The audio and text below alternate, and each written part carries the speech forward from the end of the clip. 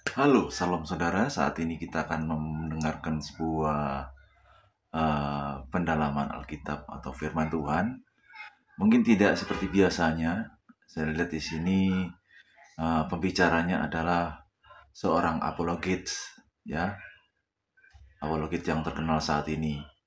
Mungkin saudara-saudara belum terbiasa mendengarkan seorang apologit dalam sebuah gereja. Mari kita sama-sama mendengarkannya. Tuhan memberkati.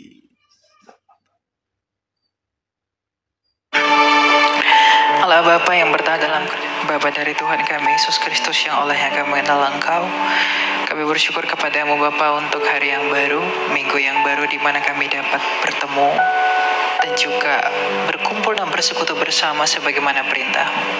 Oleh karena itu Bapa, berikan kami hati yang baru, hikmat yang baru, agar kami dapat menjadi pelaku atas firman yang akan kami dengarkan dan menjadi ranting-ranting yang berbuah dengan lebat.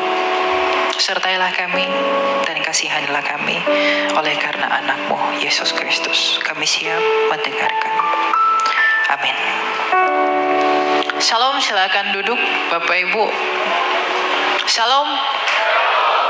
Sepertinya tidak ada orang. Shalom. Sekali lagi, shalom.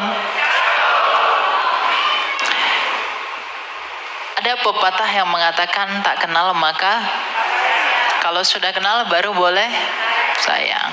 Ya, mungkin sudah ada di pengumuman minggu sebelumnya. Saya perkenalkan, saya Elia Myron, seorang apologis junior kekristenan di sosial media. Mungkin beberapa dari Bapak Ibu udah tahu saya, tapi yang belum tahu, semoga perkenalan ini dapat membuat kita saling mengasihi. Dan saya berterima kasih sama Tuhan, saya bisa berdiri tempat ini di hadapan Bapak Ibu, bukan karena saya lebih hebat dari Anda. Kita semua sama di hadapan Tuhan. Hanya saja mungkin ini kesempatan saya, dan di hari depan mungkin Anda yang berdiri di sini. Kita akan belajar firman Tuhan. Mana slide yang saya kirim tadi? Kok nggak ada ya? Oke, mana itu? Ya. Kita ambil dari Yohanes 10 ayat 17 yang berbunyi, Bapa mengasihi aku oleh karena aku memberikan nyawaku untuk menerimanya kembali. Sekali lagi, Bapa mengasihi aku oleh karena aku memberikan nyawaku untuk menerimanya kembali. Dan ayat ini saya beri judul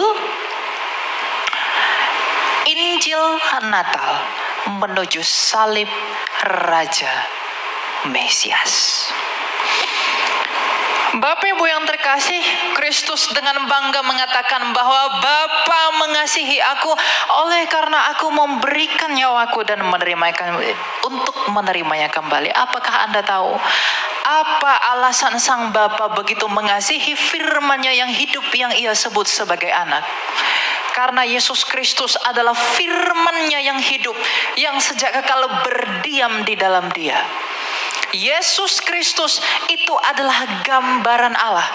Dia adalah stempelnya Allah, di mana seluruh semesta itu bisa dikenali kepada Allah melalui Dia.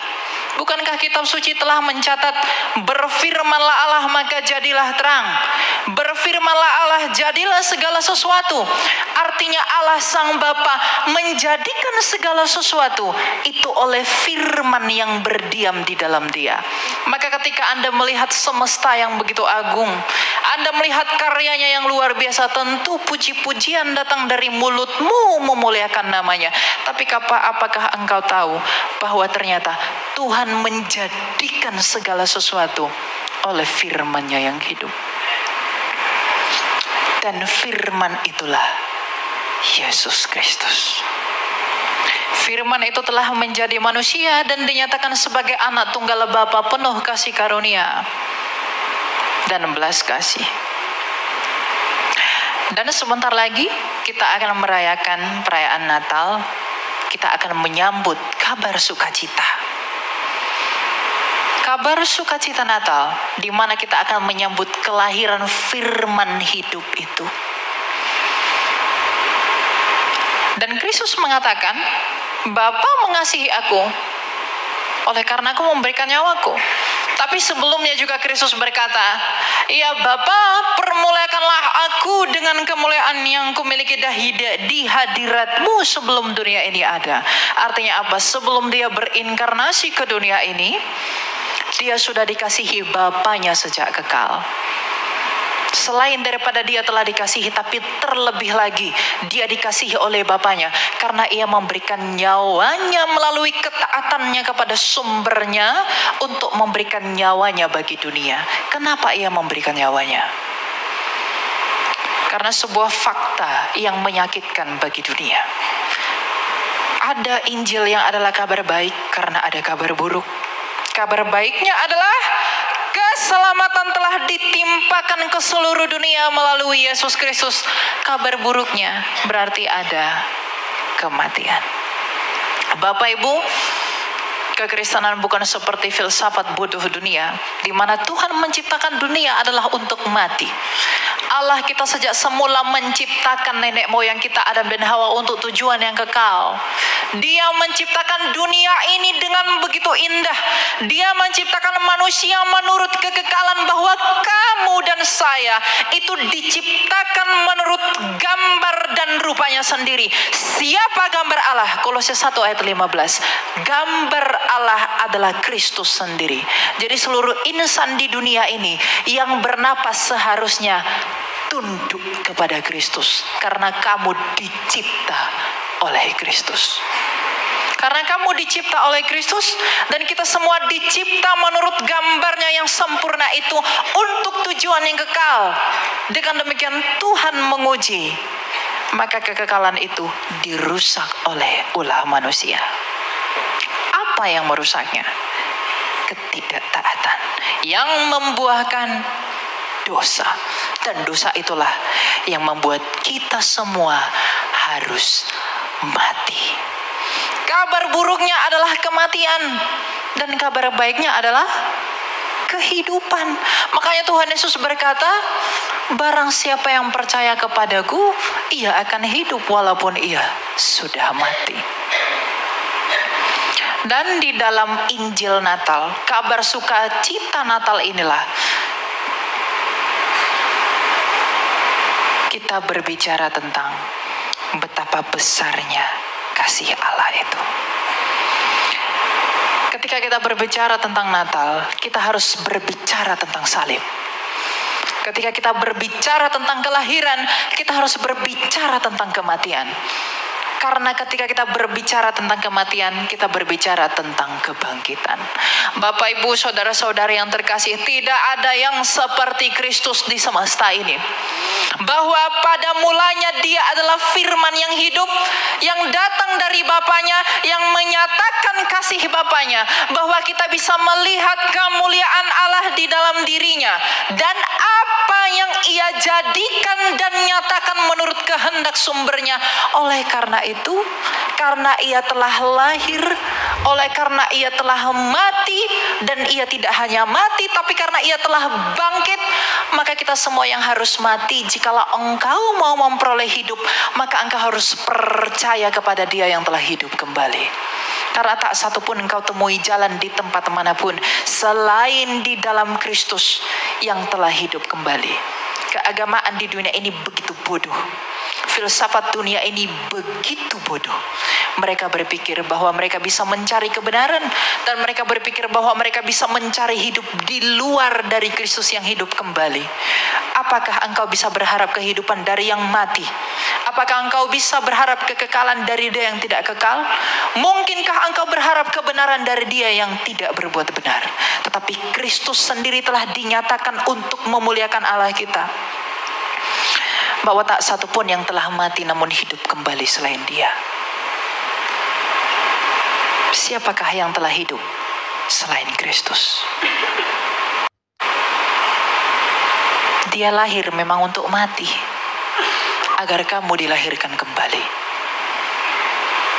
Dia lahir untuk mati, tapi dia mati untuk bangkit. Maka ketika dunia ini mengajak kamu, mari tinggalkan Kristusmu itu.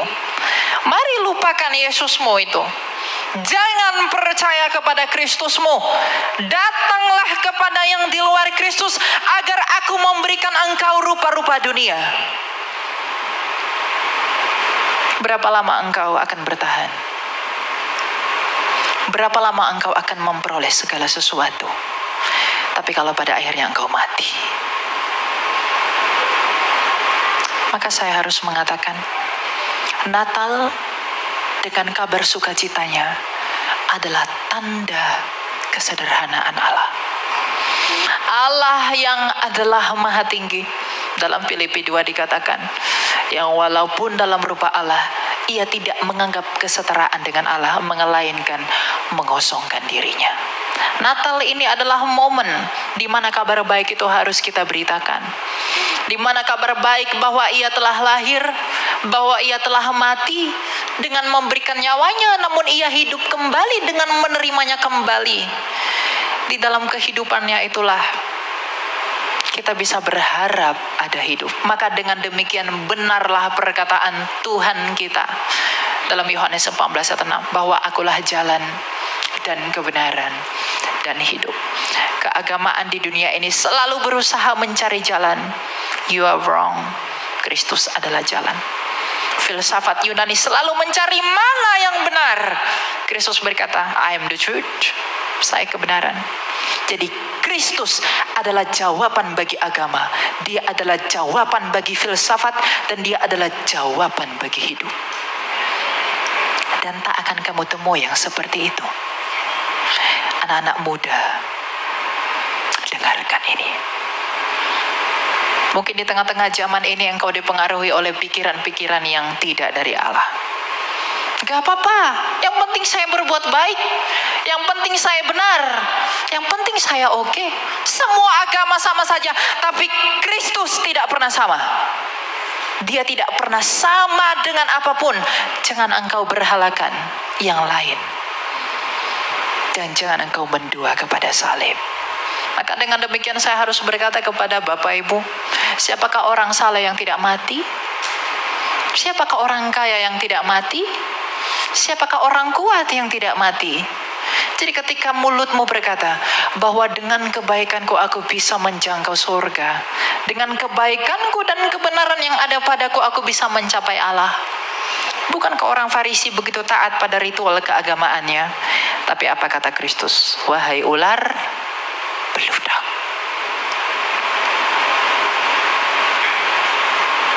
Karena setaat apapun engkau pada aturan agamamu, sehebat apapun engkau dalam berfilsafat, tapi kalau kamu tidak bisa mengalahkan kematian, kamu tetap ditawan oleh kematian. Tapi karena Kristus sendiri telah hidup, dia sendiri telah bangkit, dia sendiri telah menang, dia turun ke dunia orang mati. Dia menginjak-injak dan memporak-porandakan kerajaan maut. Dia mengambil kunci itu dan bangkit sebagai pemenang. Dengan kebangkitannya, ia menggenapi janji Allah kepada Adam dan Hawa, bahwa anak laki-laki dari perempuan ini, ia yang akan meremukkan kepala ular, dan ular itu akan meremukkan tumitnya. Iblis itu berusaha meremukkan tumit Kristus dengan menyalibkannya, tetapi Kristus menginjak maut itu dengan kebangkitannya. Maka Alkitab berkata, di manakah sengatmu, wahai maut? Jadi kalau Anda menyadari bahwa kita semua harus mati, kalau Anda menyadari bahwa semua orang harus binasa, maka tuntunlah jiwamu sendiri dan saudara-saudaramu yang kamu kasihi kepada Kristus yang telah hidup dan menang, agar mereka beroleh hidup.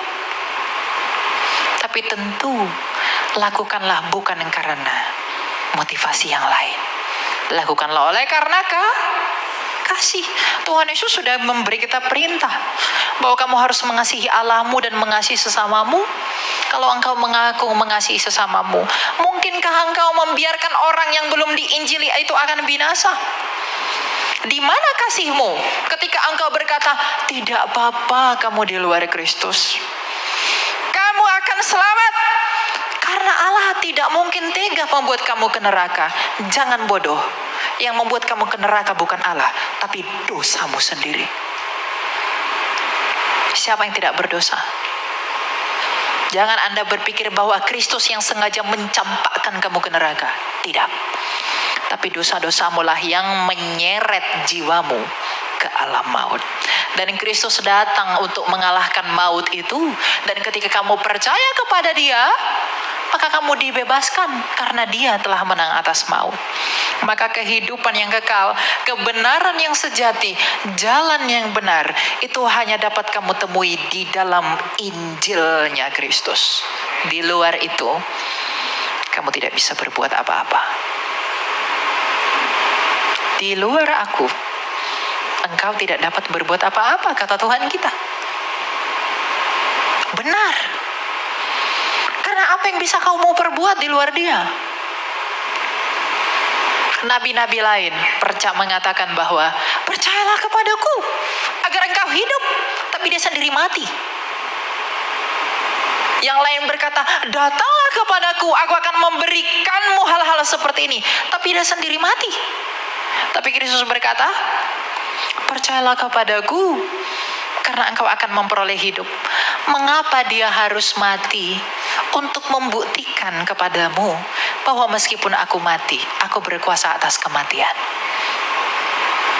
Jadi kalau orang bertanya, kenapa sih Tuhan mau mati? Memang Dia harus mati untuk membuktikan ucapannya bahwa Dia bukan pendusta. Karena Dia berkata, I am the life. Akulah hidup. Jadi Dia harus mati untuk membuktikan bahwa Dia adalah kebangkitan. Kalau Dia tidak mati, kita tidak tahu bahwa Dia bangkit. Maka saya harus katakan, tidak ada kebanggaanmu selain Kristus. Tidak ada kekayaanmu selain Kristus. Salibnya Kristus, Injilnya Kristus adalah kekayaanmu. Di luar itu, kamu tidak bisa berbuat apa-apa. Maka kalau engkau sudah mengerti bahwa mengapa engkau harus tetap dan setia di dalam Injil, engkau sudah mengerti bahwa engkau harus setia di dalam perkenanan Allah, maka peganglah teguh iman itu. Jangan lepaskan, ajarkan itu kepada anak-anakmu, ajarkan itu kepada pasanganmu. Bawalah saudara dan sahabat karibmu agar ia juga mengecap karunia keselamatan itu sama seperti engkau telah mengecapnya. Agar apa? Agar engkau bisa memperoleh hidup yang kekal di langit bumi baru kelak. Kita dapat bertemu dalam kerajaannya yang penuh sukacita. Anda jangan berpikir bahwa di dunia yang berdosa ini adalah tujuanmu hidup. Memang sejak semula engkau dicipta di tempat ini, tapi bukan di tempat dalam keadaan yang berdosa, tapi dalam keadaan yang tidak berdosa. Maka karena Allah itu bukanlah Allah yang gagal, Dia menciptakan manusia untuk tujuan yang kekal dengan kondisi yang suci, tetapi ketidaktaatan manusia menajiskannya. Maka ketika Dia mencipta manusia oleh karena kasih, Dia memulihkan manusia melalui Yesus Kristus juga dengan kasih. Maka Dia menutupnya juga dengan kasih. Karena Allah adalah kasih. Allah adalah kasih. Jadi jangan katakan, kenapa harus melalui Yesus? Kenapa tidak ada jalan lain? Mengapa hanya oleh karena Kristus? Yang Dia berikan itu yang paling berharga baginya. Anaknya sendiri yang di dalam Dia, yang Dia hadiahkan bagi kamu. Dia tidak memberikan satu, Dia memberikan segalanya bagi kamu. Karena kamu dicipta menurut gambarnya Dia, maka kamu dipulihkan pun oleh gambarnya Dia. Untuk tujuan apa? Agar kamu segambar dan serupa dengan Dia di langit bumi baru. Jadi Bapak Ibu dan anak-anak muda secara khusus, di zaman ini engkau tidak dipanggil untuk berleha-leha di dunia ini. Engkau dipanggil untuk menjadi alat bagi pemberitaan Injil. Di dalam karirmu, di dalam bisnismu, di dalam pekerjaanmu, di dalam apapun yang kamu lakukan, Injil Kristus harus engkau beritakan melalui buah-buah hidupmu. engkau harus menunjukkan. Dan kemanapun engkau pergi, apapun yang kau lihat betapa besar dan megahnya dunia ini, betapa hebatnya seseorang di sana, betapa kerennya orang di sana, engkau harus memiliki perasaan dalam hatimu bahwa salib itu yang membuat aku hidup. Salib itu yang menjadi kebanggaanku kemanapun kamu pergi. Engkau jangan tergoda dengan pengajaran-pengajaran bodoh dunia. Saya harus mengatakan bodoh. Kenapa? Karena kebodohan bagi dunia adalah hikmat bagi Allah. Tapi hikmat bagi dunia adalah kebodohan bagi Allah. Makanya Rasul Paulus, rasul yang begitu kita cintai, dia berkata, pemberitaan tentang salib adalah kebodohan bagi dunia, tetapi itu adalah kekuatan bagi Allah. Jadi kalau engkau masih berpikir salib itu adalah sebuah kebodohan, maka engkau adalah orang-orang yang mau binasa. Tapi kalau kau dalam hatimu berpikir, oleh salib aku dipulihkan, oleh salib aku dimenangkan, oleh salib aku dapat bertemu dengan Allah, maka kasih karunia Tuhan menyertai kamu senantiasa. Maka, mana tadi judul yang tadi? Injil Natal, sukacita, kabar baik Natal, kelahiran Natal itu harus pergi menuju salib Raja Kristus. Karena Natal itu ada, karena salib itu ada. Apa yang dinantikan para nabi? Apa yang dirindukan para nabi? Apa yang dirindukan Musa? Apa yang dirindukan Elia? Apa yang dirindukan oleh Daud? Musa berkata, yang seperti aku akan datang. Daud berkata, tangan dan kakinya akan terpaku, dan ia akan mengucapkan, Eli, Eli lama sabachthani. Mika mengatakan, dia akan lahir di kandang domba. Yesaya mengatakan, ia akan diletakkan di antara dua orang penjahat. Dan dia mengalami penderitaan itu bukan oleh karena kesalahannya, tapi oleh bilur-bilurnya kita menjadi sembuh. Para nabi selama ribuan tahun menanti-nantikan satu anak ini. Dan 2028 tahun yang lalu lahirlah dia di Bethlehem yang bernama Yesus Kristus. Dan sebentar lagi kita akan merayakan Natal. Natal itu bukan tradisi pagan, Natal itu tradisi sorgawi. Karena yang pertama kali merayakan Natal adalah malaikat. Karena kelahirannya adalah sukacita bagi dunia. Karena dunia telah bersukacita bahwa dia telah lahir, tapi terlebih-lebih lagi dunia bersukacita karena dia telah mati dan hidup kembali. Makanya ayat yang saya ambil, Bapa mengasihi aku oleh karena aku memberikan nyawaku untuk menerimanya kembali.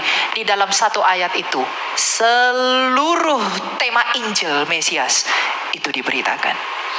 Karena kasih dia datang, dia lahir. Karena kasih ia mati, karena kasih ia hidup. Maka karena kasih kita dipulihkan di dalam hidup itu. Jadi jangan saya temui di tempat ini Bapak Ibu yang belum sungguh-sungguh percaya kepada Kristus. Sungguh-sungguhlah percaya kepada Kristus. Karena tanpa dia kita bukanlah apa-apa. Cintailah Kristus dengan segenap hatimu. Kristus adalah Raja, dan tidak ada suatu apapun di semesta ini di mana Kristus bukanlah rajanya. Dia adalah penguasa segala sesuatu. Kristus berkata dalam Matius 28 ayat 17-18 bahwa segala kuasa di sorga dan di bumi telah diberikan kepadaku. Sang Bapa yang Maha Kuasa itu telah menyerahkan kepenguasaan dan ketuhanan itu kepada Kristus yang adalah firman-Nya. Maka di hari pengadilan kelak, ketika dia menghakimi, dia mengenali dan memeteraikan engkau bahwa ia adalah hakim, tetapi sekaligus adalah pembelamu. Maka tidak ada kebinasaan bagi kita. Dan jangan kecap itu sendirian. Bagikanlah Injil ini. Kita semua dipanggil jadi saksi, bukan? Siapa yang di sini dipanggil berleha-lehalah kau di dunia ini? Bahkan ketika Tuhan menciptakan kita, engkau disuruh dalam Kejadian 1 ayat 28 itu apa? Berkuasalah atas bumi ini, beranak cuculah, penuhilah seluruh bumi. Kita menjadi penguasa atas bumi ini. Tapi karena dosa ada, maka dosa yang menjadi penguasanya. Maka agar kembali pada keadaan yang semula, saya pikir ada ayatnya di belakang. Percayalah kepada Dia. Allah memberkati mereka, lalu Allah berfirman kepada mereka, beranak cuculah dan bertambah banyak, penuhilah bumi dan taklukkanlah itu, berkuasalah atas ikan-ikan di laut dan burung-burung di udara dan segala binatang dan merayap di bumi. Penguasa itu artinya Tuhan. Jadi dia bahasa Yunani kurios. Jadi kita memang adalah penguasa di bumi ini sejak semula. Karena memang kita dicipta di sini. Tapi dosa itu telah merusak segala sesuatu. Tetapi salib Kristus, Injil Kristus telah memulihkan segala sesuatu. Karena Ia telah berkata di kayu salib, tete lestai. Sudah selesai. Sebagai penutup, pada akhirnya saudara-saudariku yang terkasih di dalam nama Tuhan, ketika Anda sudah mengerti bahwa mengapa Anda harus percaya kepada Kristus, mengapa Anda harus datang kepada Kristus, dan mengapapun Anda harus dipanggil untuk menjadi alat bagi kemuliaan Kristus, terlebih anak-anak muda, gunakanlah segala talenta yang ada padamu untuk menginjili semua orang. Injililah semua orang di dalam apapun yang kamu miliki. Kamu boleh berambisi jadi kaya, kamu boleh berambisi jadi kuat, kamu boleh berambisi menjadi bijaksana. Tetapi Nabi Yeremia memperingatkan kamu, janganlah kamu bermegah karena kekayaanmu, kekuatanmu, dan kebijaksanaanmu. Tapi biarlah engkau bermegah oleh karena engkau mengenali dan memahami bahwa Allah Tritunggal itu adalah Allah yang penuh belas kasih, keadilan, dan kebenaran. Belas kasih dinyatakan oleh Sang Bapa, keadilan dinyatakan oleh firman yang hidup di dalam salib itu, dan kebenaran itu dimeteraikan oleh Roh Kudus. Maka di dalam kepenuhan Allah Tritunggal, engkau mengenali siapa Allah yang sejati. Maka teguhlah dan diamlah di dalam Injil itu, berbuah lebat dan pergilah ke seluruh bangsa, agar ketika engkau mati, engkau mengucapkan apa yang diperkatakan Rasul Paulus, bahwa hidupku adalah Kristus dan matiku adalah keuntungan. Aku mengatakan hal ini kepada Bapak Ibu bukan karena aku sendiri telah sempurna di hadapan Allah. Aku adalah orang berdosa, sama seperti engkau adalah orang berdosa. Mungkin aku juga adalah orang yang paling berdosa daripada engkau yang duduk di sana. Tapi mengapa aku harus menyatakan ini? Aku menyatakan ini agar di dalam keberdosaanku lah kemuliaan Allah dinyatakan. Jikalau ada tertulis bahwa di dalam kelemahan Rasul Paulus kuasa Kristus menjadi nyata, apakah aku tidak dapat mengatakan bahwa di dalam keberdosaanku lah kemuliaan Allah dinyatakan melalui pengampunannya di dalam Injil. Berbahagialah dan setialah untuk selama-lamanya. Pergilah dan berbuahlah. Tuhan memberkati. Kita berdoa. Allah Bapa yang bertata dalam sorga, Bapa yang baik, Bapa yang mulia, terima kasih Bapa, bahwa Engkau mengizinkan kami untuk mengetahui bahwa Engkau adalah Allah kami yang penuh belas kasih, keadilan, dan kebenaran. Bapa, apa yang telah kami dengarkan, biarlah kiranya Engkau yang memampukan kami untuk menjadi pelaku atasnya. Kami Engkau panggil untuk menjadi pelaku firman. Janganlah kami hanya menjadi pendengar, tapi mampukanlah kami untuk melakukan itu, dan mampukanlah kami untuk mengasihi Engkau terlebih-lebih lagi, agar kami dan di dalam kami kemuliaan-Mu dinyatakan. Kami adalah hamba-hamba dan anak-anak-Mu yang setia. Memang kami adalah anak-anak-Mu yang telah dinyatakan melalui Kristus. Tapi biarlah juga kami dapat melayani-Mu dengan apa yang Kau berikan bagi kami. Inilah kami Bapa, terima kasih Bapa. Segala kemuliaan dan hormat hanya bagi-Mu saja. Dan juga bagi Putra-Mu Yesus Kristus yang hidup, dan bagi Roh-Mu yang kudus, sekarang dan selalu serta sepanjang segala masa. Amin. Shalom.